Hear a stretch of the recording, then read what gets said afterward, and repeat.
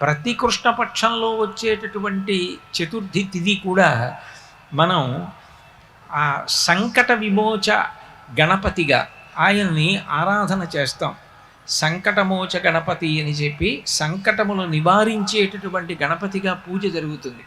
సంకటం కలగకుండా ఉండడం కోసం తాను సంకటమునందు కృష్ణ పరమాత్మ ఇరుక్కుని శ్రీచక్రం టీవీ చతుర్థి వ్రతాన్ని చేసి ఆ వ్రతం చేసిన కారణం చేత సంకటం నుంచి ఎలా పైకి రావచ్చో లోకానికి నిరూపించాడు.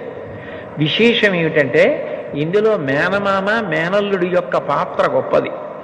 మేనమామ కృష్ణ పరమాత్మ, ఎందుకనంటే పార్వతీదేవి యొక్క సోదరుడు కదూ నారాయణ నారాయణి. నారాయణుని చెల్లెలు నారాయణి పార్వతీదేవి. పార్వతీదేవి పెద్ద కుమారుడు విఘ్నేశ్వరుడు. కాబట్టి మేనమామ ఎవరు? నారాయణ కృష్ణ పరమాత్మ. పరిపూర్ణావతారం. పరిపూర్ణావతారం అంటే అన్ని అవతారముల తేజస్సు ఆయనలోకి వెళ్ళిపోతుంది. శ్రీచక్రం టీవీ అంతటి పరిపూర్ణావతారమైన కృష్ణావతారం సంకట స్థితిలో పడినటువంటి స్థితి నుండి బయటికొచ్చినటువంటి విధానమేదో అదే సంకటహర చతుర్థి.